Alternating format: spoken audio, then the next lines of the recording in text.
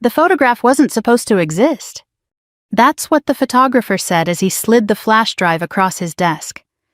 "Ma'am," he whispered, eyes darting toward the window blinds, "I think you should see this. But please, don't tell your parents yet." I remember staring at that small silver drive like it was an explosive.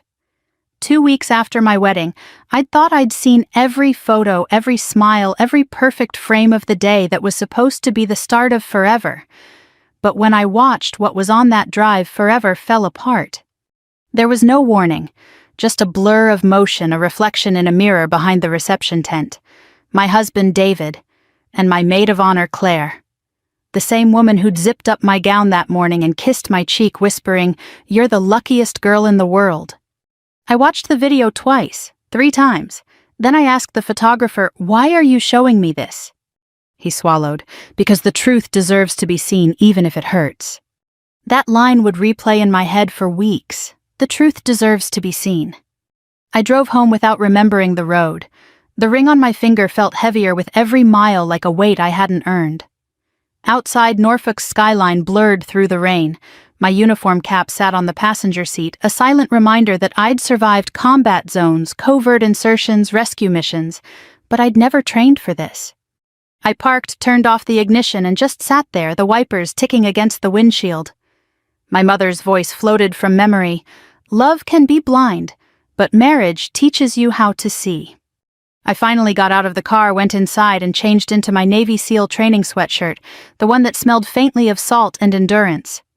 I poured myself a glass of water and stood at the kitchen counter, staring at the wedding photo on the fridge, me and David arms around each other, sunlight filtering through the oak trees.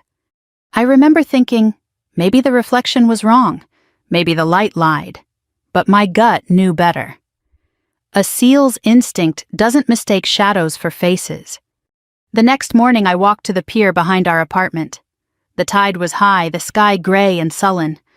I stood there remembering the moment David proposed right on this dock, kneeling ring trembling in his hand as he said, "You're my safe harbor, Rachel."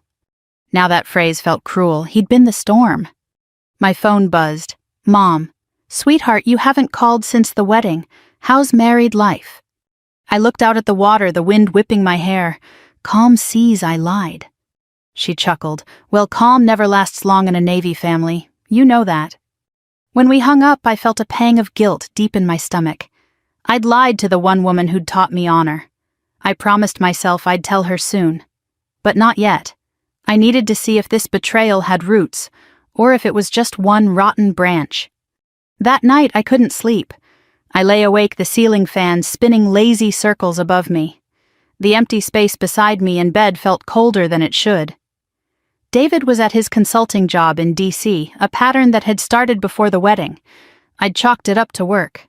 But now, every unanswered call, every delayed text, every vague explanation replayed in cruel clarity. At 2:13 a.m., I opened my laptop and found the old email threads between David and Claire: wedding plans, venue choices, decorations. I started scrolling, reading through every line until my chest tightened. Hidden between logistics were words that didn't belong in friendship. "Miss you already. I'll cover for you if she asks. Can't wait till it's all over." Each message felt like a blade, carefully aimed, politely phrased. By dawn, I'd deleted nothing. I wanted the evidence to stay. I wanted the truth to have a face and a timestamp. Later that morning, I went running along the Virginia Beach boardwalk. The air was thick with salt and early sunlight. My muscles burned, but it was a good burn, the kind that reminded me I was still alive. When I got back, I found a small box sitting on my kitchen counter. My mother must have mailed it before the wedding. Inside was my late father's SEAL insignia, polished and bright, and a handwritten note. "For courage, not revenge." I stared at those 4 words for a long time. Then I slipped the insignia into my palm and closed my fist around it until the edges dug into my skin. "Courage, not revenge," I whispered. "I'll try, Dad. But no promises." That evening, David came home early. He kissed my cheek, asked about my day, and poured himself a drink. He didn't notice the faint tremor in his own hand. I watched him closely, the way I was trained to read body language, tension, avoidance, guilt. When he asked why I was quiet, I smiled. "Just tired." He nodded and went on talking about work, about travel, about a possible promotion. Every word sounded like noise from a radio station I no longer recognized. When he finally fell asleep, I sat by the window with the insignia in my hand, moonlight tracing its edges. I wasn't sure what my next move would be. But one thing was certain: whatever he was hiding, I was going to find it. And when I did, there would be no turning back. I thought of the photographer again, his hesitant voice, his warning. "Don't tell your parents yet, you need to see this first." He was right. What I'd seen was only the beginning. The next morning I woke up before dawn to the sound of rain tapping against the window. It was that quiet kind of storm that doesn't shout, it whispers. The kind that makes you think too much. David was still asleep beside me, his arm draped across the blanket, his breathing steady. I studied him the way I used to study enemy movement, slow, analytical, detached. It was strange looking at the man I'd promised forever to knowing half of what I'd believed was already gone. The phone on my nightstand blinked a new text from my mother. "Mom, breakfast Sunday."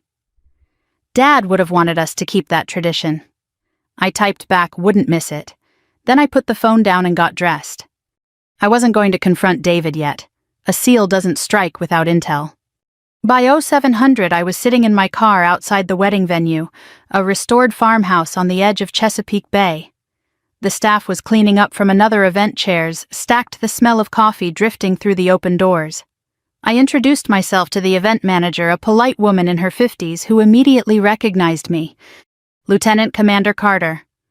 "Oh, your wedding was beautiful," she said. "We still talk about how graceful it was, your vows, the military salute, everything looked perfect." "Yeah," I said, forcing a smile. "Almost perfect." I asked if she remembered seeing my husband and my maid of honor leave the reception area that night. Her expression shifted, slight hesitation. "I do recall they went behind the tent, maybe to take a call. It wasn't long, I think." I thanked her and left. It wasn't much, but it confirmed what I'd seen. The mirror hadn't lied. That afternoon I stopped by my parents' house. My mother Linda met me at the door apron, dusted with flower hair still pinned up in the same neat bun she'd worn as a Navy nurse. She hugged me tightly, too tightly. "Sweetheart, you look tired." "Long week," I said.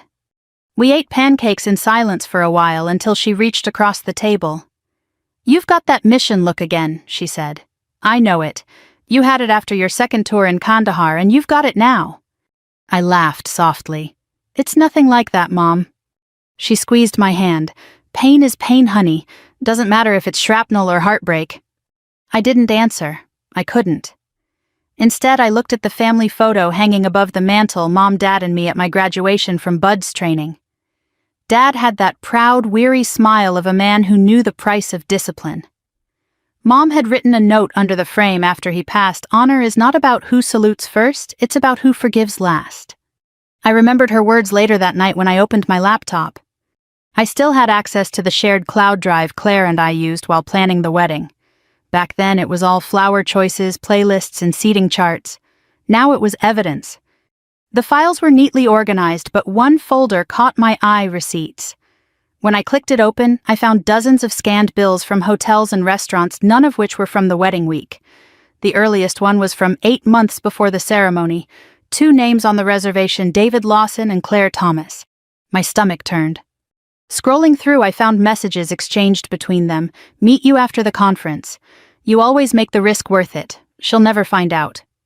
I leaned back, eyes burning. I'd faced death before, but betrayal is a different kind of bullet. It doesn't kill you all at once, it just keeps tearing through you from the inside out. The next morning I went for a run along the coast. The wind was sharp, the sand wet under my shoes. Every step felt like a countdown: 3, 2, 1, and I still didn't know what the detonation would look like. When I got home, my neighbor Sergeant Mike Daniels waved from his porch. He was an old Marine, retired, a man who'd seen enough war to recognize the look in someone's eyes. "You okay there, Commander?" he asked. I hesitated. "I've had easier battles." He nodded knowingly. "Then remember this: never go to war angry. It clouds your aim." It was good advice, even if he didn't know what kind of war I was fighting. That evening, David came home from another late meeting. He kissed my forehead as if everything was fine. I poured us each a glass of wine, acting calm, deliberate. "How's work?" I asked. "Busy. New project in DC. Lots of travel coming up," he said, loosening his tie. He didn't notice my silence or the fact that I'd stopped looking him in the eye. After dinner, when he went to take a shower, I checked his jacket pocket. Inside was a small receipt from a hotel in Arlington dated 2 nights ago, room for 2. My breath caught. The shower water ran louder, masking the sound of my heart pounding. I took a photo of the receipt with my phone and slipped it back.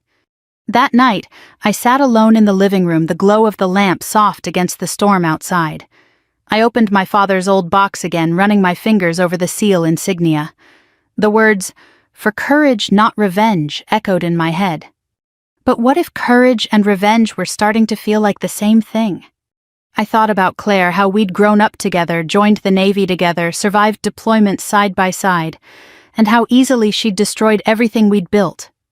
I stared at my reflection in the window, hair tied back, eyes tired but steady. For the first time, I didn't see a victim. I saw a strategist. This wasn't over. Not until I understood every reason, every lie, every secret behind that wedding day. I whispered to the empty room, "You chose the wrong seal to betray." By Saturday evening, Norfolk looked scrubbed clean. Brick sidewalks steamed, the bay lay flat.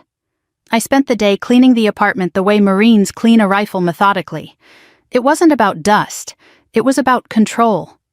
I set the table with wedding china, opened the Pinot he liked, and let a roast finish low. I even put on the blue dress David said made me look soft. I wasn't soft. I was steady. On my laptop, I built a slideshow. Harmless images, first rehearsal dinner, my mother laughing, my late father's folded flag. Then the wedding morning, the bouquet, the shoes, Claire zipping my gown. I held that frame a fraction longer. Finally, the photographer's clip, the mirror, the reflection. I muted the audio. I wanted silence to do the talking. David texted at 6:12 on my way. "Big day Monday, might head to DC early." "Drive safe," I replied. I placed my father's seal trident on the counter. Beside it lay the card, "For courage, not revenge." I touched the pin like a benediction. He walked in at 7, surprised and pleased. "Date night." Something like that. I took his coat. "Wash up, dinner's ready." We ate by warm lamplight, the kind of scene couples put on Christmas cards. He talked about contracts and the DC crowd. I asked a question or two.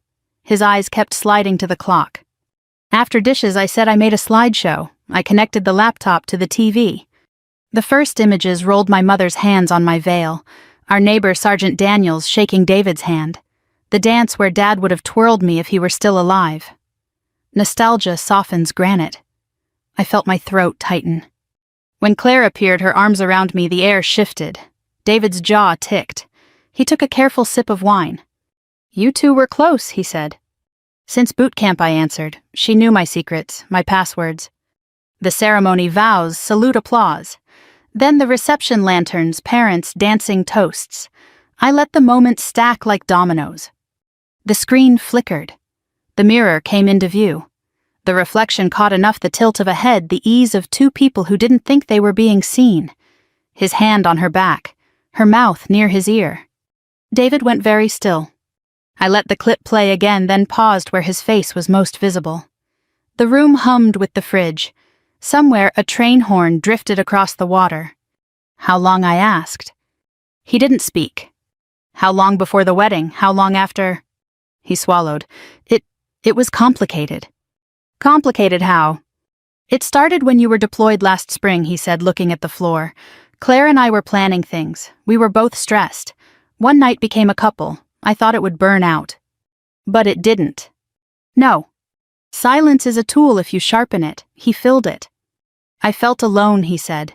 "You were gone, and when you were home you were still somewhere else. Mission mode." I told myself it wasn't serious.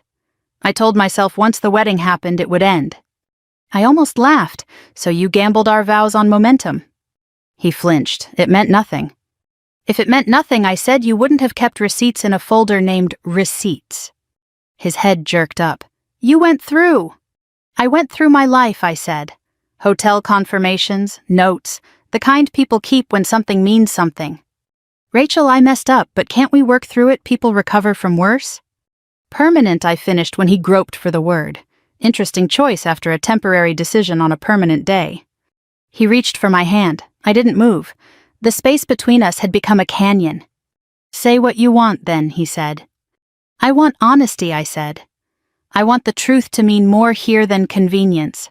I want the respect you promised in front of God and my mother.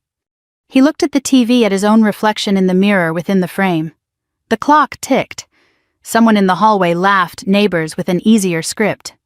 I advanced to a still photo I'd added my father's seal trident on velvet. The caption beneath small, "For courage, not revenge." Your dad would tell you to fight for this, he said. My dad would tell me to fight for what's worth fighting for, I answered. He put down his weapon when the mission was wrong. What now? Now you pack a bag and go to a hotel. We'll talk logistics after Sunday. I'll see a counselor. You will too, separately. He shook his head, exhaustion sliding into anger. You're turning this into a military operation. It's the only language we still share. He stood, paced, ran a hand through his hair. I made a mistake. Claire. Stop saying her name in our living room, I said. She stood beside me and lied with a smile. He sat again, smaller somehow. I'm sorry. The words landed like feathers, light too late. I fetched a duffel and set it on the couch. He stuffed shirts into it without folding. At the door, he turned. Do you still love me? Love is complicated. So is truth. I don't know what I'm loving right now, I said. After he left, the TV went black, reflecting me in the blue dress, barefoot, unarmed, except for the small card on the counter. I ran, cold water splashed my face, then stared at the trident again. For courage, not revenge. My phone buzzed, a text from an unknown number, Evan Grant. If you need anything documented officially, I'll help. I kept a time-stamped backup. I'm sorry. I typed back, thank you, hold on to it. A second message arrived from CT. Claire, we should talk, please. I set the phone down and let it buzz itself quiet. Midnight passed. I washed the plates by hand, slow circles, the way my mother did when she needed to think. Beyond the fogged window, a lone boat moved through the channel, running light steady. Around 1 a.m., I lay on the couch and made a list the way we do before an op. Inventory facts, not feelings. Secure evidence. Control communication. Protect family, especially mom. Seek counsel. Choose the moment of engagement. At dawn, I ran the boardwalk. Old men with coffee mugs lifted them as I passed. One wore a faded USS Wisconsin cap and gave me a thumbs up. Orders received, keep moving. Back home, I called my mother. Breakfast at 9.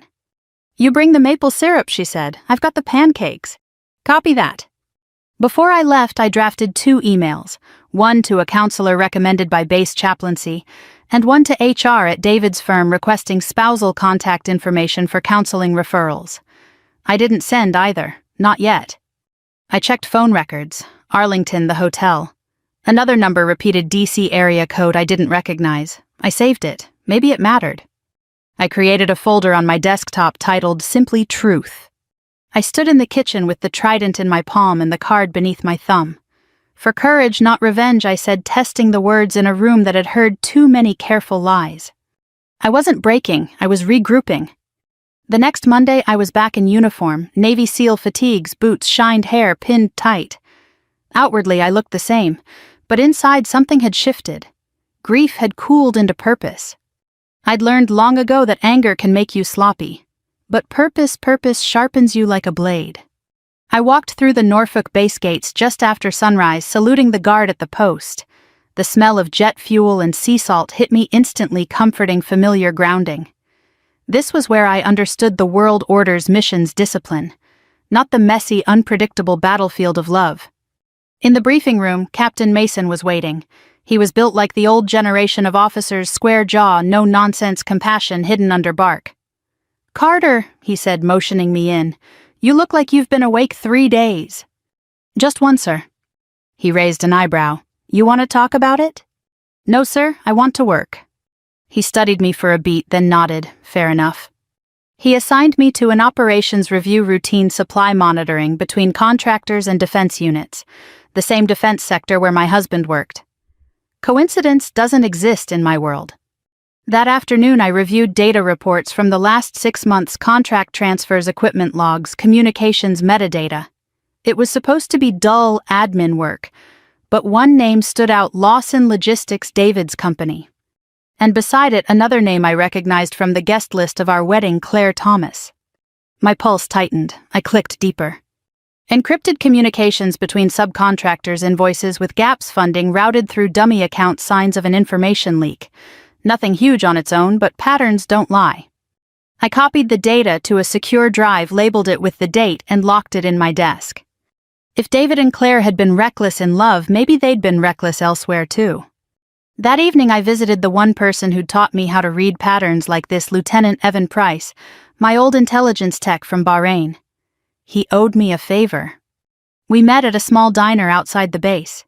Evan was older, bearded, always grinning like the world was a puzzle he'd already solved.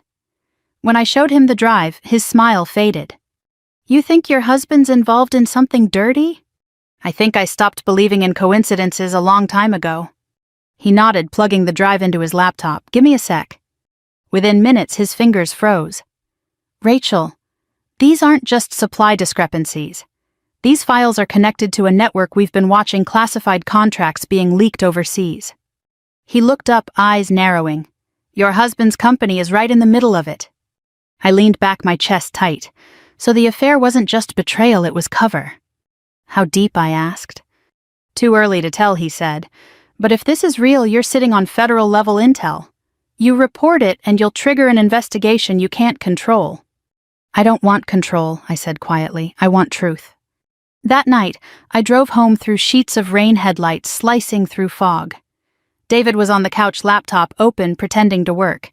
When he saw me, he smiled, that polished, practiced smile. "Long day." "Long week," I said, setting down my bag. He nodded, eyes drifting to the TV. "You look tired, babe. You should rest." The casual concern stung more than anger would have. He had no idea I'd seen through everything. When I went to the bedroom, I closed the door softly and sat at the edge of the bed, replaying Evan's words. "You'll trigger an investigation you can't control." Maybe control wasn't what I needed anymore. Maybe accountability was. The next morning, I scheduled a private meeting with Captain Mason. He listened as I laid out the findings, each one supported with data. When I finished, he sat in silence for a long time, fingers steepled under his chin. "This is a serious accusation, Carter," he said finally. "If your husband's involved, this becomes official. And that means no emotion, no personal motives." I met his eyes. "Understood, sir. I'm not bringing this as a wife. I'm bringing it as an officer." He exhaled, nodded once. "All right, you've earned my trust before. I'll contact the Office of Naval Intelligence." "But, Rachel—" He paused. "Once this starts, there's no taking it back. You ready for that?" I thought about my father's trident, about my mother's note, about how betrayal, when exposed, doesn't ruin you, it reveals who you were all along. "Yes, sir," I said, "I'm ready." That evening I received a text from an unknown number. "Unknown, you've been digging, haven't you? Unknown, don't destroy everything over one mistake." The profile photo was blank, but I didn't need one. David. I stared at the message, my jaw tightening. Then I typed back, "You already did." I turned off my phone, placed it face down, and went outside. The ocean air hit sharp against my skin. I stood there under the sodium light, watching the tide slide in, the same dock where he'd once promised forever. I remembered what my mom said years ago when I'd come home from my first combat mission, shaken by what I'd seen. She'd told me there's no such thing as winning a dirty war, sweetheart. The best you can do is clean the truth and carry it out alive. That's what I'd do now.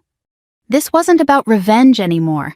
It was about cleaning the truth, no matter who drowned in it.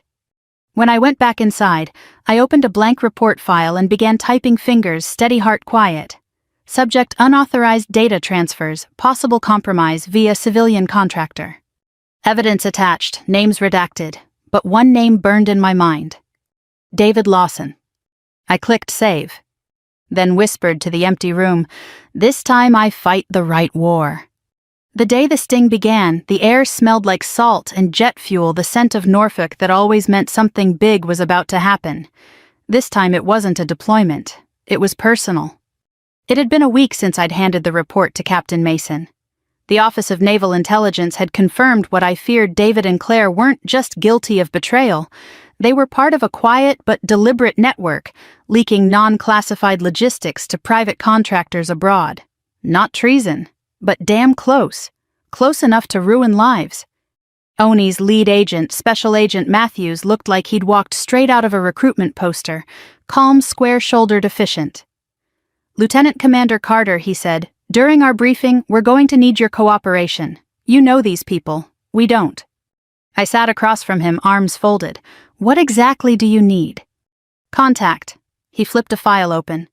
"We want to stage a renewal meeting. Make it look like a quiet after-hours deal. You'll invite them both. We'll record everything." I nodded slowly. "And what do I tell them?" "Tell them you want closure," he said. "Tell them you're willing to forgive."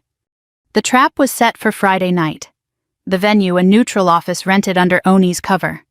The room clean, quiet, lit with that sterile, fluorescent calm that only government buildings have. The walls hid microphones. The conference table had a camera built into its base. My role was simple: get them talking. I sat in my car outside the building for 15 minutes before walking in. Rain tapped against the windshield, and every drop sounded like a memory I didn't want to remember. I was wearing civilian clothes, black turtleneck jeans, boots. The uniform was gone, but the discipline stayed. Agent Matthews met me at the entrance. "You sure you're ready for this?" he asked. "I've been ready since the day he lied to my face." He gave a short nod. "We'll be listening in the next room. When you leave, don't look back." David arrived first. He was dressed in a pressed gray suit, hair perfect, smile calculated. "Rachel," he said softly, "you look good." I kept my voice even. I didn't come here to talk about appearances. He glanced at the coffee on the table. "So, what is this, an olive branch?" "Something like that," I said. "I need closure. We both do." He sat down cautiously, studying my expression. "You're calmer than I expected." "I've had practice," I said. A few minutes later, the door opened again. Claire stepped in, her confidence brittle, her perfume familiar. When her eyes met mine, she froze. "Rachel," I didn't think. "You didn't think I'd ever find out?" I interrupted. She looked down. It wasn't supposed to happen that way. I exhaled. No, I imagine it wasn't. The three of us sat in tense silence. Then I said quietly, "Let's be honest tonight. All of us. For once." David shifted defensive. "I told you everything." "No, you told me half-truths," I said. "You said it meant nothing. But this, all of it, wasn't just emotional. It was transactional." Claire's head snapped up. "What do you mean?" "Come on," I said, leaning forward. "You really think I wouldn't check your work records? The payments, the files you moved, the sudden deposits? You used my wedding to finalize a deal. You used my name, my clearance to get access." David's eyes widened just a fraction. It was the tell I'd been waiting for. The microphone hidden in the table caught every breath. "Rachel," he said carefully, "you don't understand the full picture." "Then explain it to me." He hesitated. "It wasn't illegal. It was just an exchange. Information for opportunity. Everyone benefits." Claire's voice cracked. "David." "Don't," I said. "Let him keep talking." He ran a hand through his hair. "You were gone half the time, Rachel. You lived in a world of classified briefings and locked doors. You think that doesn't get to someone. You think it's easy loving a ghost." I stared at him steady. "So you sold pieces of my world to fill your emptiness." "Don't turn this into hero versus villain," he snapped. "You're not perfect either." "No," I said. "But I didn't lie under an oath." The silence stretched again. The hum of the air conditioner sounded like a heartbeat. I leaned back, arms crossed. "Tell me something, David. Was any of it real?" He looked at me, eyes wet, but not with remorse. With fear. Then he said, "At first, yes. And then I got used to pretending." That was it, the confession. Agent Matthews's voice came faintly through the earpiece I wore. "We've got it. Keep him talking 30 more seconds." I nodded subtly. "So you're saying," I said slowly, "that everything you told me, every vow, every word, was just strategy?" His jaw clenched. "I'm saying it was survival." I stood, "Then survive this." The door burst open. 2 agents entered, badges, flashing, voices crisp. "David Lawson, Claire Thomas. You're under federal investigation for unauthorized data transfer and breach of contract confidentiality." David's chair clattered backward. "Rachel, what the hell is this?" I looked him dead in the eye. "It's called accountability." The agents cuffed them both, reading their rights. Claire looked at me, her face drained. You set us up. I shook my head. No, you set yourselves up. I just turned on the light. David's expression twisted into disbelief. You still love me. I know you do. I met his gaze, calm as a still ocean. That's what makes this hurt less than it should. They were let out quietly. No shouting, no chaos, just the low thud of their footsteps down the hall. After it was over, Agent Matthews re-entered the room. You did well, he said. Better than most officers I've seen under stress. Training helps, I said. He nodded, then added, It's rare to see someone walk away without breaking. I glanced at the empty doorway. Who said I'm walking away? He smiled faintly. Fair point. That night I drove to the pier. The water was dark, restless, mirroring the sky. I took off my wedding ring, cold against my fingers. I rolled it once between my thumb and forefinger, watching it catch the moonlight, a perfect circle, the symbol of something that never was. Then I dropped it into the bay. It sank without a ripple. My mother called the next morning. Sweetheart, I had the strangest dream, she said. Your father was standing by the ocean, smiling. He said, She did it right this time. I swallowed hard. Tell him I'm trying, Mom. You always do, Rachel, she said softly. And for the first time in weeks I let myself breathe. Because the mission was complete, but the healing hadn't even begun. 6 months later, Norfolk smelled of spring again, salt air, honeysuckle, and the faint metallic tang of jet fuel drifting from the docks. The season had changed, but my life felt paused, frozen between who I used to be and who I was still learning to become. David and Claire's names had appeared in the papers for 2 days, buried between political headlines and baseball scores. Defense contractor scandal tied to civilian consultants, the article read. No mention of me, of course. The Navy protects its own. But I didn't need a headline to remind me. Every silence carried their echoes. I'd taken leave 6 months of personal recovery. That's what the paperwork said. In truth, I was recovering from more than betrayal. I was relearning what peace felt like when it wasn't forced. Mom's house sat a few miles inland, surrounded by tall pines and a porch that smelled of lemon polish and old stories. She'd been my anchor through it all. The night after the arrests, I'd shown up on her doorstep without warning, soaked from rain eyes hollow. She didn't ask questions. She just opened the door, handed me a towel, and said, Come in, sweetheart. You're home. Now, months later, she still treated me like that night had just happened. Every morning, coffee already poured, pancakes waiting. Every evening, quiet conversations by the window. She never once said, I told you so. That morning, she was tending her small garden when I stepped out to join her. You're up early, she said, wiping her hands on her apron. Couldn't sleep, I said. Too quiet. She smiled. You always did sleep better with chaos outside your window. I knelt beside her, helping pull weeds. Maybe I don't know how to live without it. Mom chuckled softly. Then maybe it's time to learn. We worked in silence for a while, the air thick with sunlight and forgiveness. When we finished, she handed me a folded letter. This came for you last week, from the Department of Defense. The letter was brief commendation for integrity, cooperation in a classified operation, and an invitation to speak at a resilience workshop for female officers. I read it twice. Looks like your country still needs you, Mom said. Or maybe they just want the story, I muttered. She touched my arm gently. Sometimes telling the story is part of serving. That afternoon, someone knocked at the door. It was Evan Grant, the photographer, the man who had set this entire chain of events in motion with a single phone call. He stood there, hat in hand, looking almost sheepish. Hope this isn't a bad time, Commander. I smiled faintly. You're lucky my mother doesn't own a shotgun. He chuckled nervously. I brought something. He handed me a brown envelope. Inside were prints, new ones. Found these in the backup drive I never showed you, he said. They're from your wedding, the moments you missed. I hesitated, then spread the photos across the kitchen table. There I was, laughing with my mother, dancing with my nephew, shaking hands with old shipmates. No David, no Claire. Just small, genuine flashes of happiness that hadn't been staged. Evan said softly, I thought you might want to remember that it wasn't all bad. I looked up at him, gratitude softening my voice. Thank you for showing me the truth, both kinds. He nodded. You ever need a friend or someone to take pictures of something new? I'm around. After he left, I lingered over one photo, Mom adjusting my veil, her expression a mix of pride and worry.